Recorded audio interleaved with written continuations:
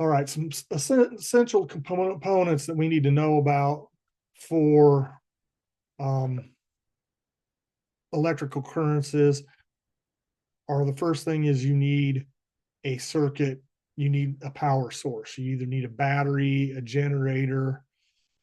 Um, those are usually attached to some kind of power outlet. Then we get to conductors. Conductors are materials that allow electricity to flow easily, like copper wires. Most metals will conduct electricity pretty well. A lot of that has to do with the fact that their electrons can move around in metals because of the metallic bonds.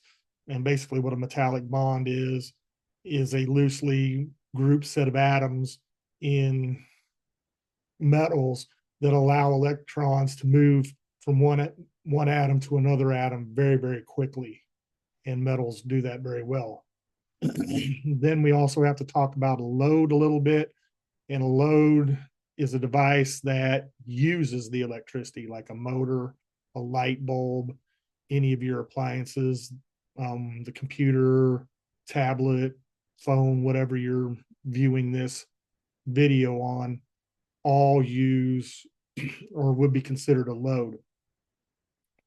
And then finally, we have the last step. It isn't necessarily a must, but it makes things a lot easier if we have a switch that allows us to open and close the circuit. When we open and close the circuit, we stop we either when we open it, we allow electrons to flow through the circuit. When we close it, or I switch that up, timeout, back up. In an open circuit, the circuit is broken, so electricity cannot travel in it.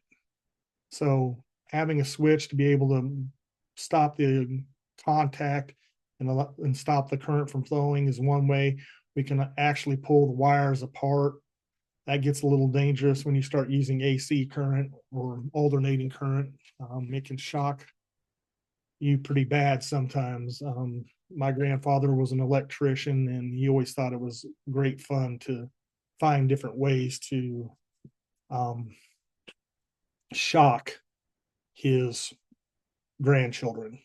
And I learned an awful lot about electricity from that manner. I learned an awful lot about conductors and insulators because conductors conduct electricity, and he had a hot wire fence that we had to go over a lot. And after a while, you learn to not trust your grandfather when he hands you anything metal to put on the wire to get over it, because it does conduct electricity.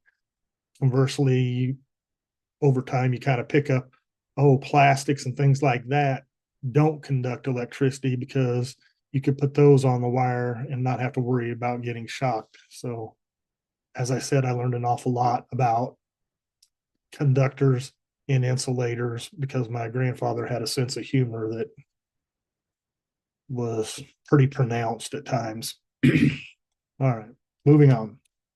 So, the first thing we have to recognize is the flow of electricity.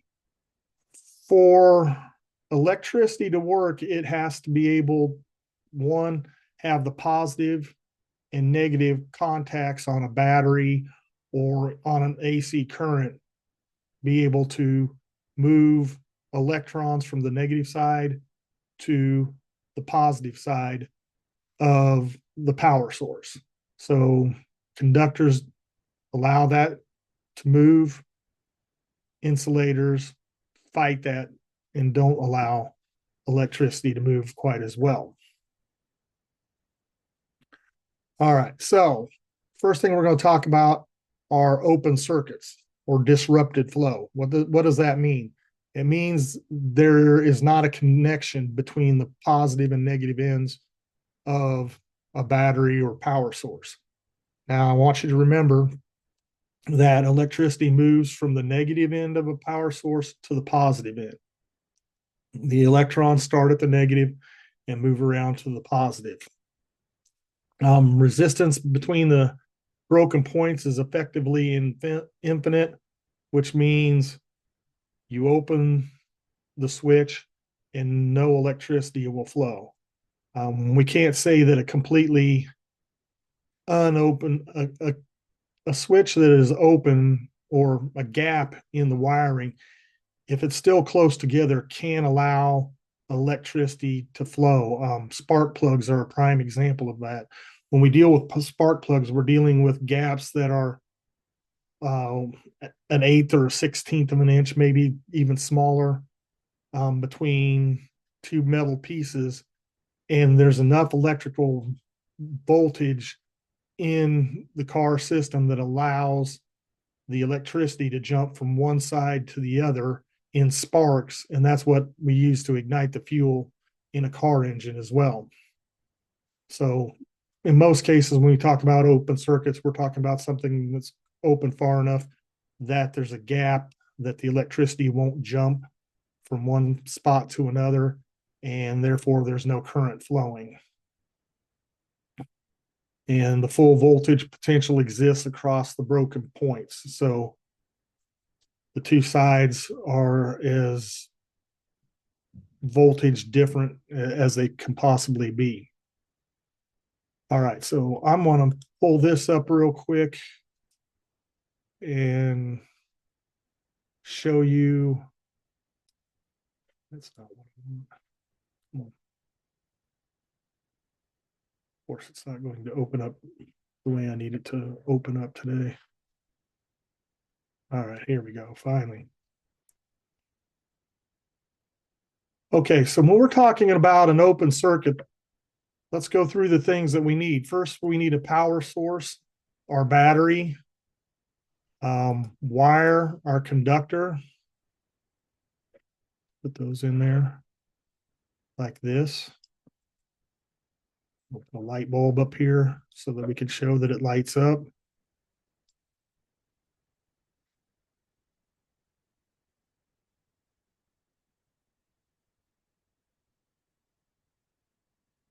We'll put a switch in on this side.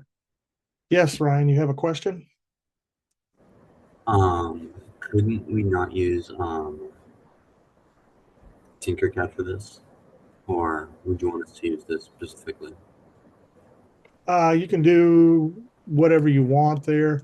I like using this because it shows real well. This is also when you get to the circuit, open and close circuit assignment. This is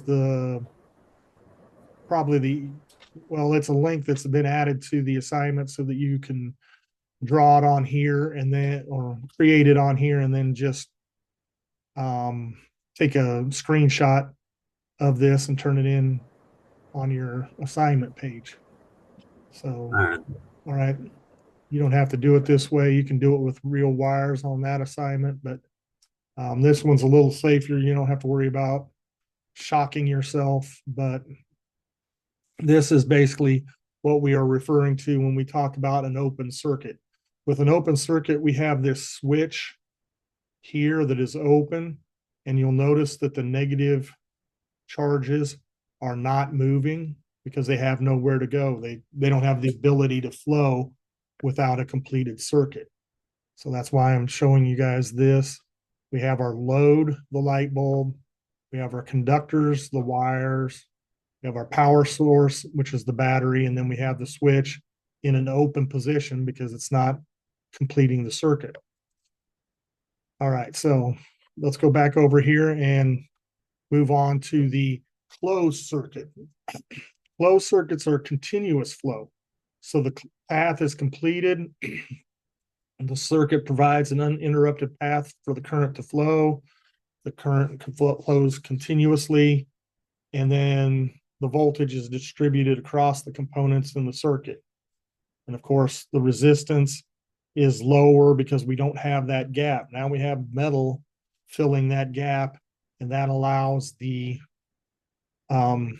material or the electricity to flow throughout the circuit. I'll jump back over here to our construction diagram now. And the only thing that changes in this circuit will be to flip the switch closed, and notice now that the negatives are moving out the negative side of the battery, up through the wires to the light bulb, across the switch because it's now closed, and moving back to the positive side of the battery. Remember now that negatives and positives attract each other, and the negative positives can't flow, but negatives can. So the negatives flow from the negative side of the battery to the positive side of the battery. Hopefully that makes sense to everybody. All right, so that covers our open and closed circuits. Kind of straightforward type stuff if you think about it. The only thing that's changed is the switch is now closed so the electricity can flow. Now, let's talk about series and parallel circuits just a little bit. Series circuits are components that are in a single path. So if we have 3 light bulbs, for example, all 3 light bulbs will run on the same set of wires all the way around. Parallel circuits, on the other hand, break the circuit up so that it has multiple paths that the electricity can pass through. So the voltage is going to be the same across each branch, but the current is divided amongst the branches. In a series circuit, the current flows in only one path. So the current's the same with a series circuit. The current's the same throughout all the components.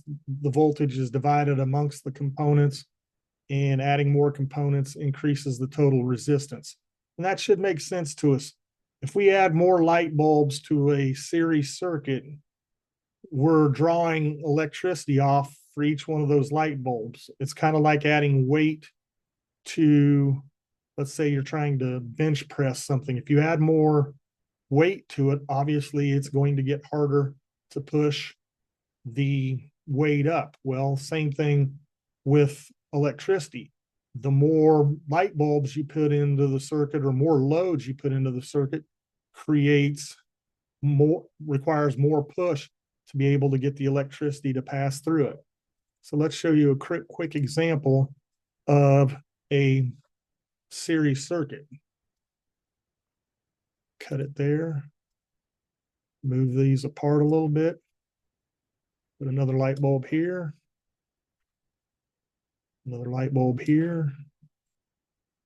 Add our wires.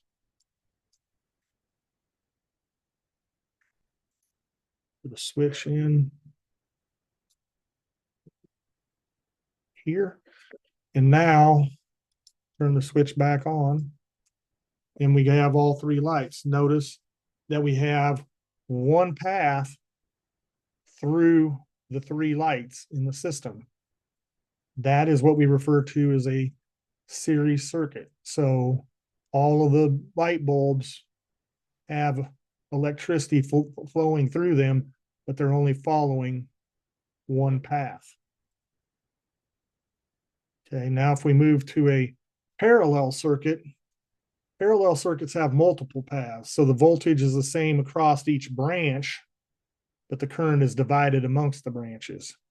So what does that mean? It's kind of like having water flowing